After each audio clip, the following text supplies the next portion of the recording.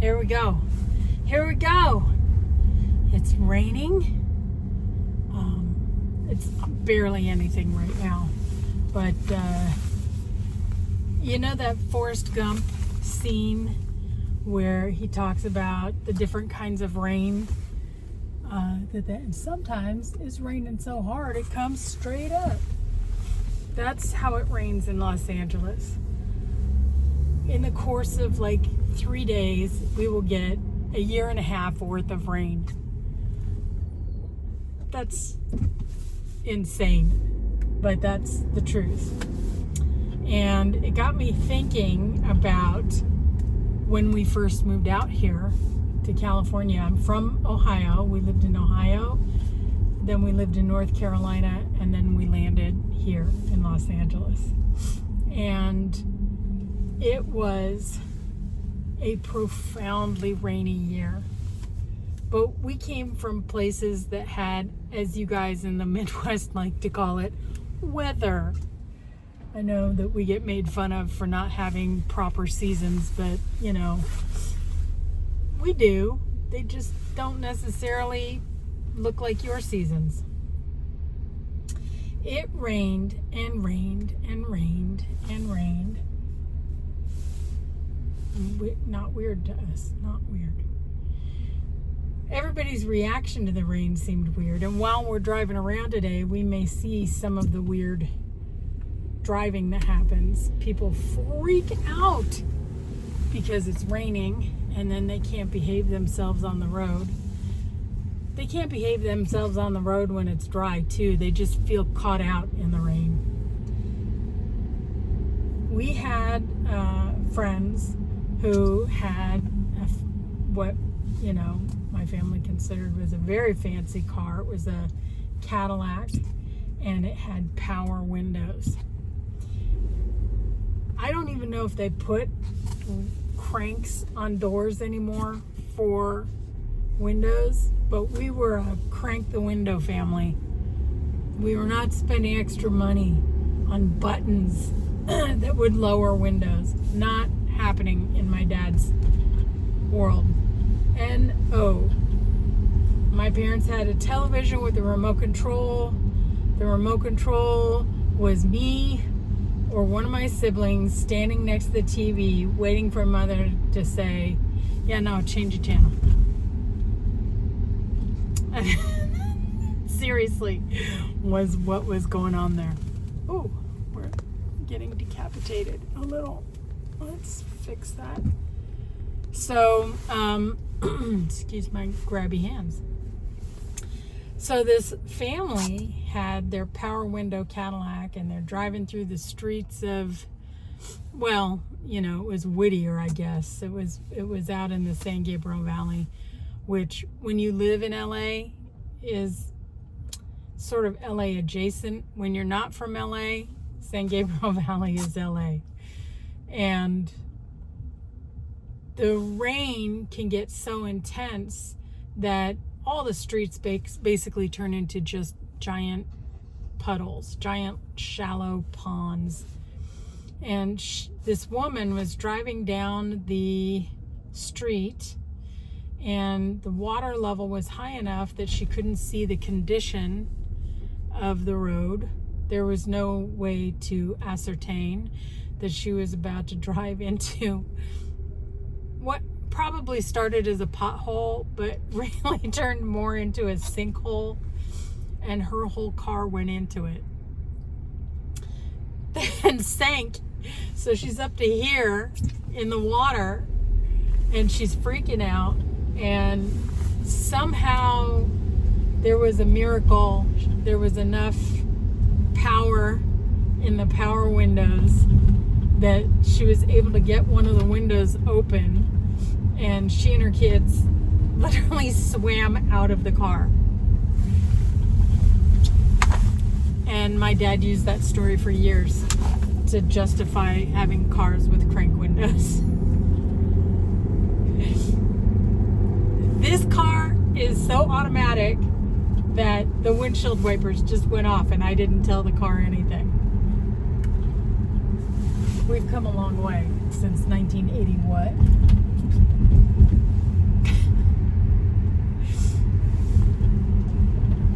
That year, the rain was so intense that I don't know how you guys do this in other parts of the country, but we have these large, I would call them industrial graveyards. Yeah, we're going there. One of them is called Rose Hills.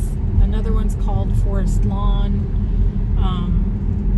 They all brag about what celebrities they have buried in them.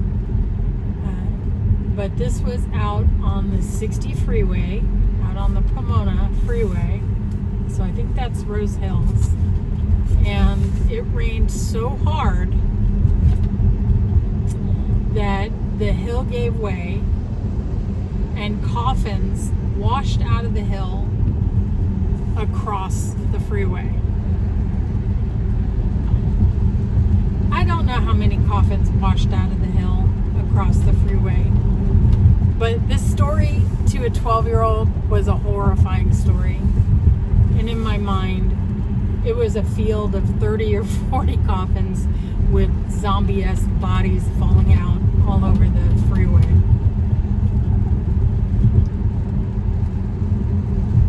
So you can make fun of our rain if you want. Does your rain wash up the graveyards? I'm just saying. I also would like to add that if that story doesn't have you seriously considering cremation, I don't know what you're doing. That's a whole other to do. Trust me, when it's my turn, cremation. Fully the way to go. I've been listening to Leslie Jones' book on Audible. Thumbs up. I very much recommend it. It's like listening to a friend tell you her story. Really, really fun. But last time, she's talking about the funerals she had to plan for family members. And she's so raw and authentic about how she shares that story. I mean, you're in it with her, or you don't have a heart. Those are your two choices. Of course, I don't believe in only two choices, ever. There's always a third choice.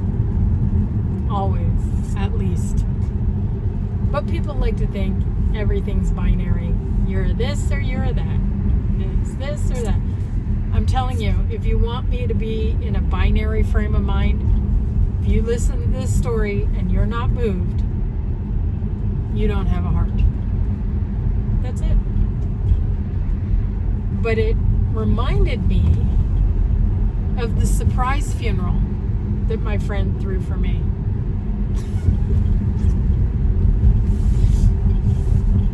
Who throws a surprise funeral? I'll tell you who. Deborah Dean Davis, the writer of It Takes Two. She has messages from people all the time saying, yeah, we used that quote about the baseball field in our wedding vows. She's astonished by this. Every time somebody says it to her, it's like the first time she ever heard it. And she's got a great sense of humor. She's a marvelous person. She's my best friend. And when my dad was dying, he was diagnosed with pancreatic cancer on Sunday, and he was dead on Saturday. We had 1 week, and that was it.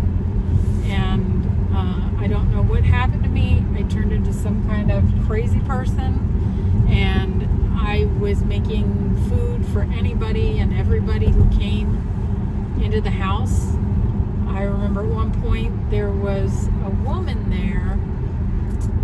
I don't know if she was from a hospice care company, or if she was a social worker, or The number of people that you've never met that come to your house when somebody's dying is out of control. And it was lunchy time, and my dad's laying in his hospital bed in the living room, and we're in the dining room with this service provider, and I wound up making lunch for my mother, this woman, and myself. 3 totally different lunch. You would think that we were at a restaurant. I'm not saying I'm like that fancy a cook, but something. This was how I guess I processed my discomfort, was just get in the kitchen and stay busy. Not my MO at all. So this was very surprising. I worked myself to the bone, and I made a bunch of meals and put them in the freezer so that Mom could just zap something, because I just figured self-care was going to be a challenge. My parents had been together for more than 50 years. They met on a blind date on Valentine's Day. They were engaged 2 weeks later, and they got married that June. It was a whirlwind romance. It was love at first sight, and they were very happy their whole time together. That's just how it worked out for them. So I had flown in and out from Burbank because it was the fastest flight, the cheapest flight. It was the flight I got. I did not do LAX on this particular trip. And Deborah lives in the valley, and she knew that I was flying in like at 9 or 10 o'clock at night. And I get in the car, headed home, and I call her and I said, I don't think I've had a decent night's sleep in 10 days. I don't know. I don't have it in me to come over tonight. I hope you don't mind. And then I heard something in the background. She had invited people over. She was throwing a surprise funeral. So I said, okay, scratch that. I'm on my way. And I made the turn I needed to make to get over to where I needed to get over. And I got there, and there were 10 really good friends who'd all come out on a weekday evening past their bedtime, or their pajama time at least, to welcome me home. And it was very life affirming. It was actually the perfect button on the very surreal week I had with my dad as he left this world and went to a different realm of existence. So yeah, when you're thinking about funeral plans, don't leave surprise funeral off the list of options. That's what I'm thinking about on this very rainy morning here in Los Angeles. I hope you are having a good one. I hope you stay out of trouble. And if you're in LA, I hope you stay dry and keep your eyes on the road for sure. That's all I have for you today. Bye.